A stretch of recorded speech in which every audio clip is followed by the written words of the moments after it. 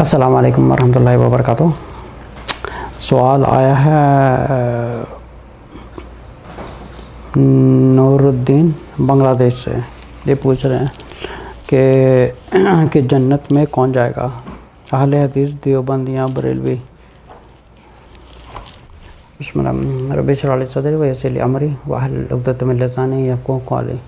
دیکھیں، جو جنت اور دوزخ کا معاملہ ہے، اس کا فیصلہ صرف ایک اللہ ہی ہے جو فیصلہ کریں گے کہ کون جنت میں جائے گا یا کون دوزخ میں جائے گا۔ کسی مخلوق پر یہ حق نہیں ہے وہ کسی دوسرے انسان کے بارے میں یہ جج کرے کہ یہ جنتی ہے یا یہ دوزخی ہے۔ لیکن ہاں، ایک چیز سمجھنے والی ہے کہ اللہ تعالیٰ قرآن میں کیا فرماتا ہے کہ کون لوگ ہیں جو جنت میں جائیں گے یا کون لوگ ہیں جو دوزخ میں جائیں گے۔ اگر سورۃ احزاب کی آیت نمبر 70 یا 71 پڑھیں گے تو اللہ تعالیٰ فرماتے ہیں یا ایھا الذین آمنوا اتقوا اللہ وقولوا قولا سدیدا یصلح لکم اعمالکم ویغفر لکم ذنوبکم ومن یطع اللہ ورسولہ فقد فاز فوزا عظیما۔ اچھا، جو یہ آیت ہے، اس طرح کی اور سی بہت سی آیتیں ہیں جہاں پہ اللہ نے فرمایا کہ کون لوگ ہیں جو فلاح پانے والے ہیں۔ اچھا، وہ لوگ ہیں جو اللہ کی اطاعت کرنے والے ہیں اور رسول صلی اللہ علیہ وسلم کی اطاعت کرنے والے ہیں۔ اچھا، یہ چیز بہت سمجھنے والی ہے۔ ہر مسلمان یہی کہتا ہے کہ میں تو رسول کو مانتا ہوں، میں تو رسول کو مانتا ہوں، میں تو رسول کو مانتا ہوں۔ سب اسی چیز کا دعوت کرتے ہیں کہ ہم تو رسول صلی اللہ علیہ وسلم کی تعلیمات کو فالو کرتے ہیں۔ چلیں، ان کا جو سوال تھا یہ پوچھ رہے تھے کہ ان تینوں میں سے جنت کون جائے گا، دوزخ کون جائے گا۔ یہ بہت زیادہ کمپلیکیٹڈ سوال ہے ایکچولی، کیونکہ ہم فیصلہ نہیں کر سکتے، صرف اللہ کی ذات فیصلہ کر سکتے ہیں۔ پہلے یہ سمجھنے کی کوشش کریں کہ یہ جو لیبل ہیں، یہ ٹائٹل کہاں سے آئے ہیں، پہلے یہ سمجھنے کی کوشش کریں۔ اچھا، ان میں جو سب سے پہلے چلے بریلوی فرقہ کی بات کرتے ہیں، ٹھیک ہے۔ اب یہ جو پوچھنے والے جو بھائی ہیں، انہوں نے ایک لیبل سے بات کی ہے کہ یہ بریلوی دیوبندی ہے۔ اچھا، اگر دیکھا جائے تو سب سے پہلے ایک بریلوی کی بات کرتے ہیں۔ یہ جو بریلویزم کا ایک فرقہ تھا، یہ اگر ہسٹری کی کتابوں میں دیکھا جائے تو یہ سب سے پہلے 19ویں صدی کے بگننگ میں شروع ہوا تھا، اور ان کے جو فاؤنڈر تھے وہ احمد رضا خان بریلوی تھے، جن کو بریلی اس لیے کہا جاتا ہے کیونکہ انڈیا میں ایک جگہ تھی بریلی، اور یہ جو جتنی تعلیمات کا سلسلہ تھا یہ احمد رضا خان نے وہیں سے شروع کیا تھا۔ تقریباً آئی تھنک 1905 یا 1903 something like this, in the beginning of the 19th century میں یہ شروع ہوا تھا۔ اور ان کا جو عقیدہ وغیرہ تھا یہ تصوف وغیرہ اور صوفیزم وغیرہ سے تعلق رکھتے تھے۔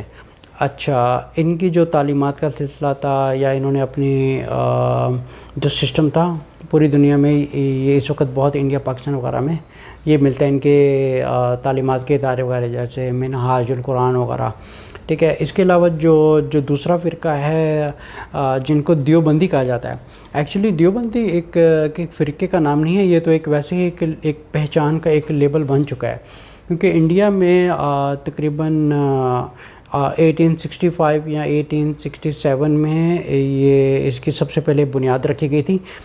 جو ان کے اسکول کا نام تھا ایکچولی دارالعلوم، اور ایک اس جو ایجوکیشن کے سسٹم کی جو بنیاد تھی ان کو رکھنے والے تھے رشید احمد گنگوہی نام تھے ان کا، اور دوسرے تھے قاسم نانوتوی، ٹھیک ہے، اور کچھ علماء وغیرہ تھے، لیکن یہ ان کے مین فاؤنڈر تھے جنہوں نے یہ سسٹم شروع کیا تھا تقریباً 1865 یا 1867 وغیرہ کے، مجھے ابھی تک تاریخ یاد نہیں ہے، لیکن ہسٹوریکل کتابوں میں یہ دیکھا جا سکتا ہے کہ ان کا جو جتنا بھی ایک بنیاد رکھی گئی تھی انڈیا میں رکھی گئی تھی، یہ دونوں فرقوں کی ایک شروع ہوا تھا 19th سینچری کے بگننگ میں by the name of Ahmad Raza Khan, اور یہ جگہ کا نام تھا بریلی، اور ان کی پوری موومنٹ کو ایک بریلویزم کہا جاتا ہے، ٹھیک ہے۔ اور یہ جو دوسرا فرقہ تھا جن کو دیوبندی کہا جاتا ہے، دیوبندی ایک جگہ کا نام ہے جس کو انڈیا میں ایک دیوبند جگہ نام ہے، اور یہ جو اسکول کا نام تھا، سب سے پہلے جو اسکول کا نام رکھا گیا تھا وہ تھا دارالعلوم کے نام سے،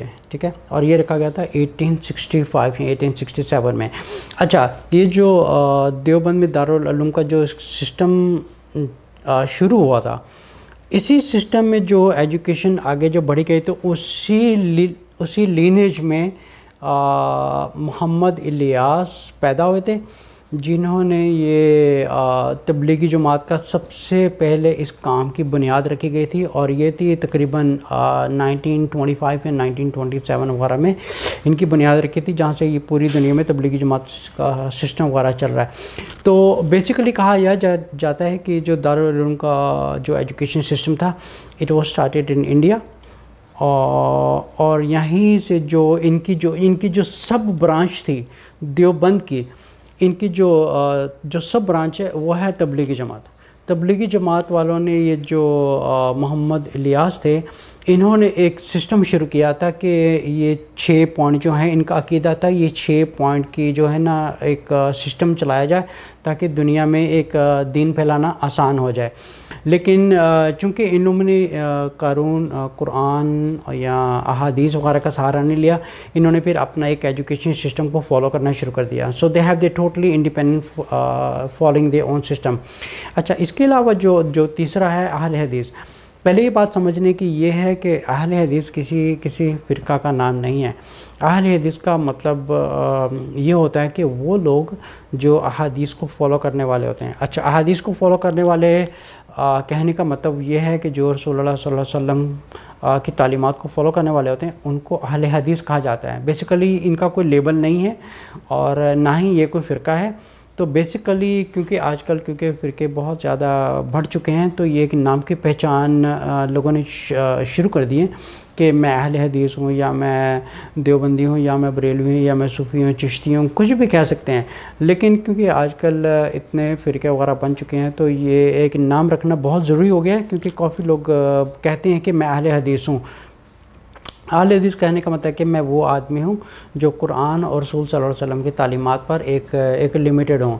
اچھا، قرآن میں بھی اللہ تعالیٰ نے جو احکامات ہیں ان کو بھی حدیث کہا گیا ہے، ٹھیک ہے۔ اہل حدیث ان لوگوں کو بھی کہا جاتا ہے اور رسول صلی اللہ علیہ وسلم، لیکن جو زیادہ تر کامن ایک سسٹم بن چکا ہے، اس کو اہل حدیث اس لیے کہا جاتا ہے کہ وہ لوگ ہیں جو رسول صلی اللہ علیہ وسلم کی تعلیمات پر اپنے آپ کو انہوں نے ایک ریسٹرکٹڈ اور ایک اپنی لمیٹیشن بنائی ہوئی ہے۔ اچھا، اب اگر یہ دیکھا جائے کہ ان کے جو بھائی نے سوال کیا ہے بنگلہ دیش سے، نام ہے نور الدین، انہوں نے سوال کیا ہے کہ جنت میں کون جائے گا؟ اچھا، جنت میں جانے کے لیے اللہ کے علاوہ کوئی فیصلہ نہیں کر سکتا، لیکن کیونکہ اللہ تعالیٰ نے ایک فارمولہ دے دیا ہے کہ کون لوگ جنتی ہیں، کون لوگ دوزخی ہیں۔ اچھا، جنت میں جانے کی جو مین فنڈامنٹلز ہے وہ ہے عقیدہ، ہم کس کی تعلیمات کو فالو کر رہے ہیں۔ اچھا، بہت سے ایسے ہیں جو سب سے بڑا مسئلہ یہ ہے کہ لوگ اپنی زبان سے نہیں کہتے کہ میں فلانے لوگوں کے ساتھ ہوں، یا میں ان لوگوں کے ساتھ ہوں، یا میں ان کے ساتھ ہوں لیکن اندرونی طور پر ان کے جو ایک ایجوکیشن کا سسٹم ہوتا ہے ان کے ایک دل میں بیٹھ چکا ہے۔ اب وہ اسی ایجوکیشن کے سسٹم کے اوپر انہوں نے اپنے آپ کو باندھا ہے اور اس کے اوپر چلتے جا رہے ہیں۔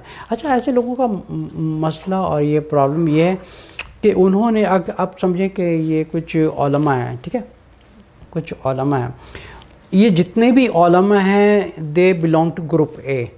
اب جتنے بھی اسٹوڈنٹس وغیرہ ہیں، جتنی بھی پبلک آ رہی ہے، انہوں نے اپنے آپ کو گروپ اے میں ہی باندھ دیا ہے، ٹھیک ہے۔ ان کو نہیں پتہ کہ گروپ اے بھی کوئی چیز ہے، یا گروپ سی بھی کوئی چیز ہے، یا کوئی اور بھی گروپس ہیں، چلے ان سے بھی تعلیم لیتے ہیں، ان سے بھی تعلیم لیتے ہیں۔ اور مین چیز ہے قرآن اور حدیث کی بھی تعلیم چیک کرتے ہیں کہ سب کو کمبائن کر کے دیکھیں کہ کون صحیح ہے کہ کون غلط ہے، ٹھیک ہے۔ اب جو ایک گروپ اے میں جو اسکولس اور ایجوکیشن یا انسٹیٹیوشنز وغیرہ ہیں، یا یونیورسٹیز وغیرہ ہیں، یا مدرسہ وغیرہ ہیں، یا کچھ بھی ہیں، اب سمجھیں کہ یہ جو کیٹیگری والے لوگ ہیں انہوں نے اپنے آپ کو آپ سمجھیں کہ ایک سرکل میں جو ہے وہ بند کر دیا ہے۔ اچھا، یہ جو گروپ نمبر 2 ہے، گروپ 2 نے اپنے ہی علماء کے ایک سرکل میں اپنے آپ کو ایک بند کر دیا ہے کہ یہی حق ہے اور یہی صحیح ہے اور یہی جنت میں جائیں گے۔ اچھا، دوسرا گروپ کہتا ہے کہ یہ جو تعلیمات ہیں یہی صحیح تعلیمات ہیں اور یہی علماء صحیح ہیں اور یہی صحیح ہیں۔ اچھا، ایک تیسرا گروپ ہے جو نیوٹرل ہے۔ اچھا، وہ جو نیوٹرل گروپ ہے یہ وہ گروپ ہے قرآن اور حدیث کو فالو کرنے والا ہے، جو جن کا عقیدہ یہ ہے کہ اللہ اور رسول کی تعلیمات پر اپنے آپ کو ایک لمیٹیشن میں باندھا جائے، لیکن get more opinions from other scholar. چلیں یہ گروپ اے والے علماء ہیں، دیکھتے ہیں کہ یہ کیا کہتے ہیں، ٹھیک ہے، اور یہ گروپ بی والے علماء ہیں، ان سے دیکھتے ہیں کہ یہ کیا سکھا رہے ہیں، اور یہ دوسرے گروپ والے کیا سکھا رہے ہیں، اور یہ تیسرے گروپ والے کیا سکھا رہے ہیں. لیکن ان سب کو کمبائن کر کے ہم قرآن کو دیکھیں کہ اللہ تعالیٰ کے احکامات کیا فرما رہے ہیں اور رسول صلی اللہ علیہ وسلم کی تعلیمات کو کیا فرما رہے ہیں. جیسے ایک حدیث ہے، معاذ بن جبل ایک دفعہ جب یمن جا رہے تھے تو رسول صلی اللہ علیہ وسلم سے ان سے پوچھا کہ تم یمن کیا لے کے جا رہے ہو؟ تو انہوں نے معاذ بن جبل رضی اللہ عنہ نے فرمایا کہ میں جو اللہ کی کتاب لے کے جا رہا ہوں اس کی تعلیم جاؤں گا. اچھا، جب انہوں نے کہا کہ میں تعلیمات کے لیے جا رہا ہوں اور سب سے پہلی چیز جو میں لوگوں کو بلاؤں گا یہ ہے توحید، یہ پتہ چل گیا کہ اللہ کی توحید کی طرف پہلے لوگوں کو بلانا ہے، پھر باقی بعد میں.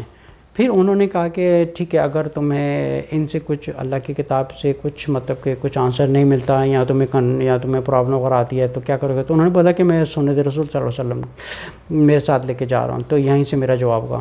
پھر انہوں نے کہا کہ اگر تمہیں اس سے بھی کچھ سورسز نہیں ملتے، اگر تم ان سے بھی کچھ سکھا نہیں پاتے یا سم تھنگ جو اس کی بھی تعلیمات میں تمہیں کوئی جواب نہیں ملتا، پھر کیا کہو گے؟ تو معاذ بن جبل رضی اللہ عنہ انہوں نے جواب دیا کہ دین آئی will use my own judgement. تو جب انہوں نے یہ کہا تو رسول صلی اللہ علیہ وسلم نے آیا کہ now you are on the right path. اچھا، اب اس بات میں ہمیں کیا سبق ملتا ہے؟ اس بات میں سبق یہ ملتا ہے کہ اللہ کے احکامات کے، اللہ کی کتاب کو فالو کیا جائے اور رسول صلی اللہ علیہ وسلم کی تعلیمات کو فالو کیا جائے. یہاں تک ہماری لمٹ ہونی چاہیے. اچھا، اس کے علاوہ جو ہے جتنے بھی علماء ہیں ان کی جو اوپینینز ہے اس کو سنا جائے، ان کو قرآن اور حدیث سے کمپیئر کیا جائے، اور لیکن خود کی ججمنٹ کی جائے. اچھا، بہت سے لوگوں کا یہ بھی مسئلہ ہوتا ہے، جیسے 99% لوگ جو ہیں، سمجھے کہ 99 لوگ اگر ایک فرقہ کو فالو کر رہے ہیں یا ایک عقیدہ کے یا ایک ہی گروپ میں ہیں تو ایک باقی رہ گیا. اب 99% جو لوگ ہیں وہ فالو کر رہے ہیں. اب ایک آدمی کے دل میں آتا ہے کہ یار اگر میں نے ان کو فالو نہیں کیا تو میں تو ایک اسٹوپڈ آدمی ہوں، یا تو میں جاہل لگوں گا یا تو میں بیوقوف ہوں اگر میں ان کو نہیں فالو کروں گا، کیونکہ 99 لوگ جو ہیں وہ یہی ہیں اور میں اکیلا ہوں، میں کیا کروں؟ میں ایسے انسان کے اوپر اللہ تعالیٰ نے ایسا نہیں کہ اس کو مجبور کیا ہوا ہے کہ اگر 99% لوگ غلط کر رہے ہیں تو تم بھی ان میں چلے جاؤ. اب ایسا بھی نہیں، اللہ تعالیٰ نے کہا کہ تم جیسے سارے جہنم میں جا رہے ہیں تم بھی ان کے ساتھ جہنم میں جا.